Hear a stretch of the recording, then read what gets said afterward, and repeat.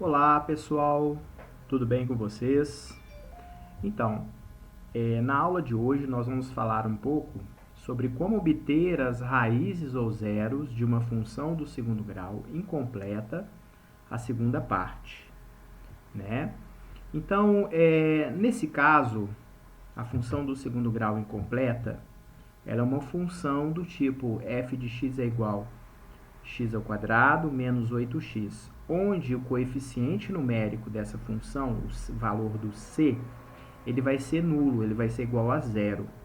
Então, nós vamos ter apenas o coeficiente a e o coeficiente b aqui nessa função. Então, vamos a esse primeiro exemplo, olha só. f de x, a função de x vai ser igual a x elevado a 2 menos 8x. Primeiro, igualamos a equação da função a zero. Quando nós igualamos essa função a zero, nós vamos ter o f de x igual a zero. Então, vai ficar assim, ó. X elevado a 2 menos 8x vai ser igual a zero, né? Segundo, identificamos os coeficientes numéricos da função. Então, de acordo com a lei de formação da função de segundo grau, né? Ela é ax ao quadrado elevado a 2 mais bx mais c igual a zero. Então, x elevado a 2 menos 8x é igual a zero. O coeficiente a acompanha x ao quadrado. Quando não vem escrito um número na frente da variável x elevado a 2, né, ele vai valer 1. Então, o meu a aqui, o coeficiente numérico do coeficiente a, vai ser igual a 1. O b vai ser que acompanha o x, no caso aqui, o menos 8, né? Então, o b será igual a menos 8. E o c, o coeficiente c, é aquele número que não acompanha ninguém. Nesse caso, o coeficiente c, vocês podem observar, não existe o número sozinho aqui na função, ó. Só tem os números que acompanham x. Então, nesse caso, o coeficiente c será igual a zero, certo? Então, aí feito esse raciocínio, aí vem uma informação, ó. Quando o coeficiente c for zero, teremos sempre uma das raízes igual a zero, ou seja, uma das respostas, uma das raízes ou zeros dessa função, do segundo grau, ela sempre vai valer zero. Então, aí vamos utilizar o método prático. Lembrando que se você quiser utilizar o processo de Bhaskara nessa função do segundo grau incompleta, dá para utilizar Bhaskara também. A resposta também tem que dar zero. Uma das raízes tem que ser igual a zero sempre, tá bom?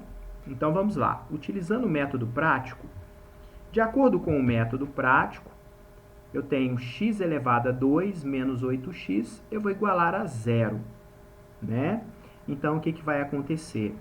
X elevado a 2 menos 8x, qual é a variável, o termo comum nos dois monômios que estão somando aqui, ó, x elevado a 2 e menos 8x? Quem repete?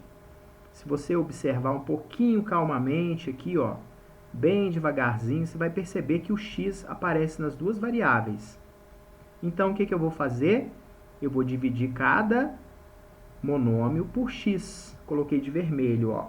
X elevado a 2 dividido por x, menos 8x dividido por x.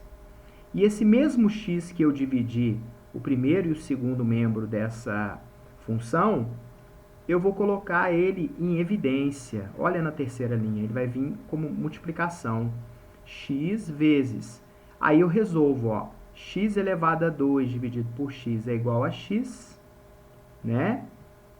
Divisão de potência de mesma base, repete o x, que é a base, e subtrai os expoentes, ó. 2 menos 1 é 1. Então, fica x sozinho. 8x dividido por x vai ser igual a 8. Menos 8x dividido por x é menos 8. Eu cancelo o x aqui vai ficar o 8 sozinho, né? Então, teremos x que multiplica x menos 8 igual a zero. Daí vem a parte externa, a parte de fora. A parte de fora, que é o x de vermelho, vai ser igual a zero. E a parte de dentro, que eu coloquei de azul, que eu grifei, será x menos 8 igual a zero. Quando eu tenho x menos 8 igual a zero, é uma pequena equaçãozinha do primeiro grau. É bem simples, é um pequeno cálculo algébrico. Vou passar o menos 8 lá para frente, o sinal dele vai ficar positivo, e aí o x será igual a 0 mais 8. Quanto vale 0 mais 8? 0 mais 8 é igual a 8. Então, meu x aqui, ele será igual a 8, certo?